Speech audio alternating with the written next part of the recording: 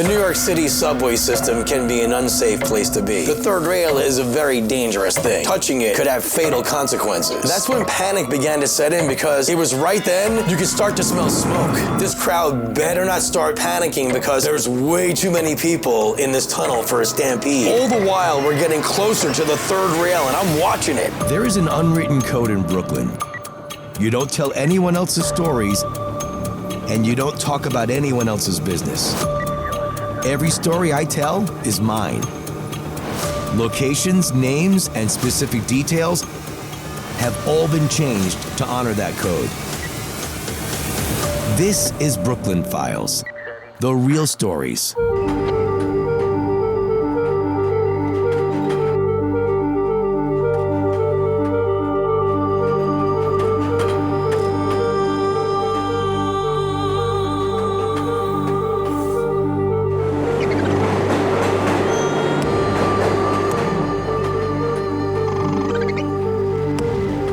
Almost everyone around the world is familiar with the New York City subway system and its iconic place in history.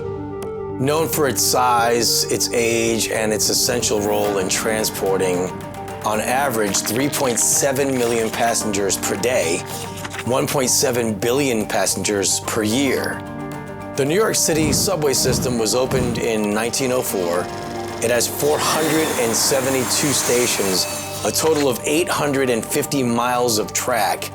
If you laid all its tracks end to end, they would stretch from New York City to Chicago. So there's a lot of subway under and above the city, but one of the lesser known and most vital components of the New York City subway system is the infamous third rail. The third rail is what delivers power to the trains themselves. The third rail runs alongside the two main running rails. The shoe, which extends from the train, comes in contact with the third rail and delivers 750 volts of direct current to the train's powerful motors, so the train can keep moving down the tracks. So with 750 volts running through it, needless to say, the third rail is a very dangerous thing, and touching it could have fatal consequences. It's so dangerous, in fact, that you'll find warning signs throughout the stations informing passengers of the dangers of the third rail. The New York City Transit Authority has even run ad campaigns educating the public of the dangers of the high voltage carried by the third rail.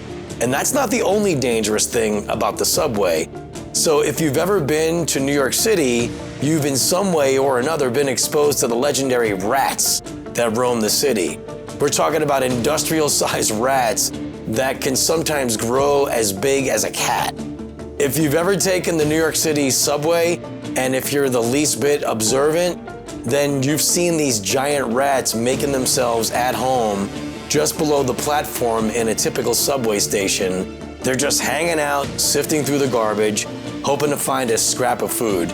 So when you add in the crime, the crowds of people, and the inherent risk of being underground beneath the largest city in America, then for good measure, you add in the rats. The New York City subway system can be an unsafe place to be, to say the least. When I was growing up poor in New York City, we didn't have a family car. We would take the bus to mostly every place we went. And we would take the train only on occasion. So in those days, if we were getting on the train, you kind of knew it was a special trip. More than likely, we were going to the city, which is what you called Manhattan when you lived in Brooklyn. It's just the city, no one calls it Manhattan. And I would take the train into the city all through my teens and 20s. At the time of this event, though, it was April of 1990. I was 20 years old. I was going to a broadcast school in the city. It was on the west side of Manhattan in the Chelsea neighborhood. And class would let out around 4 o'clock, 4:30 in the afternoon or so. After school would let out, I would then go to my job and deliver groceries for this small mom and pop grocery store. I would drive their van and deliver groceries to the customers in the neighborhood. So in order to get to this job, I would take the N train, which was just a couple of blocks away from the school. And I would pretty much catch the same train every day in, day out. It was pretty routine. On this day, I left class and walked up the street to the train station and went down the subway stairs like I always did. and I stood on the platform and waited for a downtown N train, which would get me to my after-school job. Now I remember that after school, at around that time, it was usually a bit hard to find a seat on the train.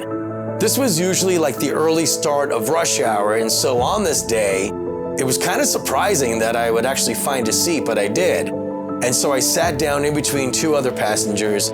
It was also pretty routine for me, if I did get a seat, to start to doze off. There's like something about the rhythm of the train, the noise, and the rocking of the train car that somehow puts you to sleep if you're tired. Whenever I sat, which was somewhat rare, I would go into this trance. So the train hadn't yet left Manhattan at this point. We were still underground. Just a little background on that is that when the train is in Manhattan, it's underground and it's traveling through the massive network of tunnels. But when the train reaches Brooklyn or any of the other outer boroughs like the Bronx or Queens, the train then emerges above ground and travels along a network of elevated train tracks. So because we were still in Manhattan, the train was underground, and I'm kind of dozing off, just closing my eyes, when I could tell the lights begin to flicker, and you can just kind of see the lights, even with your eyes closed, that they were going on and off. Now, this in itself isn't anything out of the ordinary, but then the train comes to a full stop, and we're in the tunnel, and we're sitting there, maybe 4 or 5 minutes. And now it starts to get quiet, and that's when I realized the air ventilation had completely shut down. Still, at this point, it's not too out of the ordinary for this to happen. It was at that point, though, that the situation started taking a bit of a turn for the worse. We're sitting there another 3-4 minutes, and the air's getting a little thicker, no ventilation, no lights, just the dim lighting from the emergency lighting in the tunnel. And it was at that moment, you could hear what sounded like some kind of an alarm, maybe a fire alarm or something. And that's when panic began to set in, because it was right then you could start to smell smoke.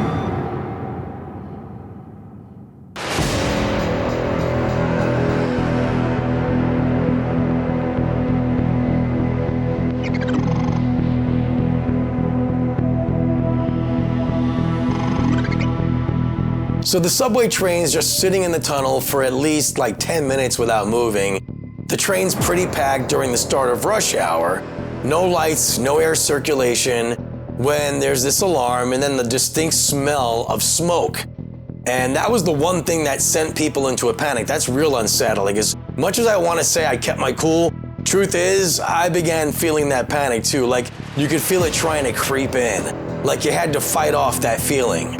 So on subway trains, at the end of each car, there's this door that you can use to move from car to car. When you step through that door, that's at the end of the train car, there's also this like little small bridge, like a platform that you step across to get to the other car. But if you had to, you could just step off that bridge and go down the tracks if the train wasn't moving. Not that you'd want to do that, but it's kind of an emergency exit from the train if you need it. Well, in the panic, people started stepping off that platform to try to escape the train, but obviously putting themselves in great danger doing so. So it was one person, then another, then a few more. Right about then, you hear the voice come over the PA. It said, "Please remain on the train." I mean, like common sense has to tell you, like this is an extremely dangerous thing to do, to exit the train. Now keep in mind that all along the smoke is getting a little thicker and panic's really starting to set in, like you had to cover your mouth and so forth. So at this point, part of me is thinking like maybe those people that got off the train had the right idea, like maybe I should be going with them. And the other part of me is thinking like, what if this train starts rolling again? Like what the heck is gonna happen at that point? Like that's really dangerous. By now the voice on the PA, it comes back and it says, "The fire department is responding. For your safety, please stay on the train." Now you also have to remember, like the lights in the train, they're out. And there's just like the lights in the tunnel, but they're very dim. They're like emergency lights, and there's not many of them. So I don't know like where these people were going, but so many passengers had gotten out of the car at this point that it was only half full. So I'm looking around like, and the train is half empty. So I knew I had to make a decision quick. The air was getting bad and I was starting to get like lightheaded. And it was right then the voice comes back on the PA and it says, "The fire department is asking all passengers to make your way to the rear of the train." So by now, people from the forward cars, they're now moving into my car, and they're now trekking through my car to get to the rear cars. So I just start following them. I mean, like at this point, even the voice on the PA said to get off the train. So I'm in this line of passengers who are making our way to the back of the train, going from one car to the next, then to the next. And all the while, I'm thinking like, where the hell are we gonna go? Like, it's dark in that tunnel. Like, what are we gonna do when we step off the back of this train? Like, what are we gonna walk into? There's this pitch black tunnel out there, like smoke flowing through it. Like, this honestly felt like we were being led to our deaths. Like, women are crying, people are pushing. It was really scary. Nothing short of terrifying. Just about as I reached the end of the last car, I start to get my first glimpse of what a train full of passengers looks like when they're all like dumped out into a tunnel, and I'm stepping down the little set of stairs onto the tracks, and my eyes are adjusting to the faint emergency lighting, and I could suddenly see like clear down the tunnel. And here's where it begins to really dawn on me, like just how many people had just evacuated from this single train. Now, I've always known that a single New York City subway car can hold a surprisingly large amount of passengers. Like with a capacity both seated and standing, it's around 220 people, especially during rush hour. And with a typical subway train having around 10 cars, like I was easily looking at around 1,700 to 2,000 people shuffling down this tunnel. It was the sight to see, like just a sea of silhouettes of tired, frightened, bobbing heads doing this like sort of slow march towards safety, attempting to make it to the world above. And as I'm watching this massive crowd of people trudging through this tunnel, I start to get my first glimpse of the firefighters that were down in the tunnel with us and to help all these people get to safety. Some of them carrying lanterns, all of them wearing oxygen tanks and masks, on their face. And it's right about this point I start to hear yelling from the crowd, like way in front of me, like a roar coming from a stadium crowd, only it's not a happy sound. And I'm continuing to walk with the flow of the crowd, and all I could think is, this crowd better not start panicking because there's way too many people in this tunnel for a stampede.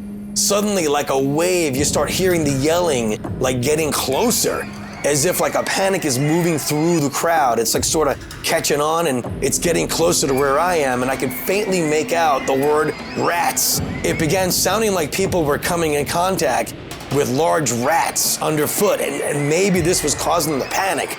Now all I could think is like, these people better not be going anywhere near the third rail, because that's all I'm worried about at this point. It was right then I see a bright flash, and now the yelling becomes screaming.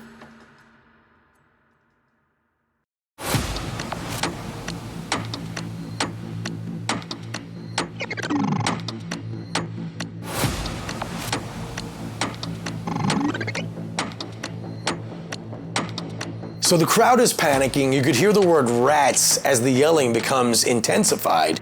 So there's probably people freaking out about the rats in the tunnel and underfoot, which is now probably triggering that panic. My biggest fear at this point, it's not the rats, but getting trampled by the crowd around me or being pushed by the crowd into the third rail. And it's right at that moment I see this bright flash ahead of me, and you hear loud screaming like someone had just hit the third rail. Now it's like a full panic in this tunnel. The firefighters have completely lost control of the crowd. Now I could feel myself being pushed by the sheer weight of the people that surround me, and all the while we're getting closer to the third rail, and I'm watching it. The one thing I was trying to avoid, we're getting closer to it. Now I'm in a full panic mode because I can feel myself being carried by the crowd in the exact direction that I was desperately trying to avoid. And we're getting closer and closer to the third rail, and I have like little or no control over it, over which direction I can move in or anything. And just as we're getting inches from 750 volts of electricity, it was right then I see another flash. And this time it's very close to me, like 10 feet away, and you could hear a sparking sound with it and more screaming and wailing. But it was right when that flash happened that there was barely just enough light that I could see what looked like a service doorway that had been concealed in the darkness. And for just a millisecond, I could catch sight of it in the light from the flash. Like it was just barely enough for me to see the door. And on the door, I could read the faded words that said emergency stairwell. And I'm pretty sure no one else had seen what I saw because no one else took the initiative to move towards that door. I was the only one. Knowing that, I wanted to be the first one to try that door so nobody was ahead of me. So I push as hard as I can to break the grip of the crowd around me, and I carefully step over the third rail, like ever so gently, and I'm making sure not to come in contact with it. Then I reach in the darkness through the smoky air, and I could feel this like rusty door handle. This door seemed like it hadn't been open in years. So I give it a tug, and it barely opens, but just enough that I can kind of just get through it. In this stairwell, it was dark, but I could feel my way upward by holding onto the handle. By then, I could hear the sound of rats inside the stairwell. And honestly, I didn't care about the rats. I just wanted to get myself to safety and to some fresh air. It was just awful, and you could smell the burning of clothing and whatever else, and you could barely make out the sounds from the crowd in the tunnel below. And my breathing at this point was getting tighter, and the sweat was dripping down my forehead and down my back, and I could hear the door below me suddenly open, and I could hear exasperated voices entering the stairwell behind me. And I just kept holding this like rusty railing and pulling myself up the stairs in the dark. As I kept rising, I could hear different sounds above me now, sounds from the street above, and it was like music to my ears. Cars and emergency vehicles. I could feel the fresh outside air entering my lungs now for the first time. As I get to the top of this stairwell, there's a storm grate above my head and a little concrete step. So the storm grate's being held in place by hinges, and I could look up through it and see the outside world. And I step on this concrete step, and I push the grate open, and I lift myself up out of it. But by then, people on the street started helping me get out of this opening, and they, grabbed my arm and pulled me. So I step out onto the street, and I just stood there in shock. And though the air was smoky and I was like down in the tunnel for a while, I didn't get medical attention. I just wanted to get out of there and get myself home. And so I walked a couple of blocks, came upon a payphone. I called my job to tell them I wasn't coming in, and then I phoned a friend who drove to the city to pick me up. And I didn't want to see the inside of a train for a long time. Later that evening on the news, it was confirmed that there was a fire on the tracks, most likely caused by some garbage and some rats that ignited it. A little over 2,000 people had to be evacuated. And it was also confirmed that one person died when they accidentally stepped on the third rail, unfortunately. It was an elderly man that was returning home from a doctor's visit that day. His family said that he'd gotten a clean bill of health that day, ironically. One other person was burned when their clothing came in contact with the highly electrified rail, which was probably that flash that I saw, that second one that lit up the doorway to the stairwell. Thankfully, that was coincidentally my last week of school, so I never really took the subway again after that week. And sometimes I still think about that poor man that died that day, just coming home from his doctor's visit, and I'm reminded to live every day like it could be your last.